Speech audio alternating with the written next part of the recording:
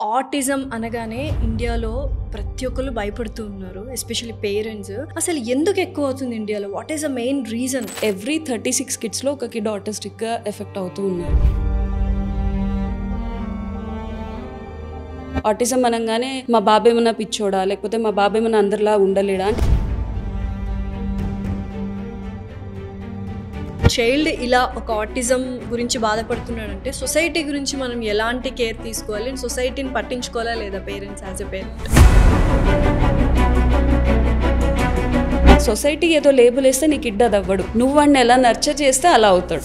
Grand parents కూడా అంటారు, కొంతమంది పిల్లలు లేట్గా నడవడం, లేట్గా మాటలు వస్తాయి, ఏం కాదు వాళ్ళకి 5 ఏళ్ళకి మాటలు వచ్చాయి.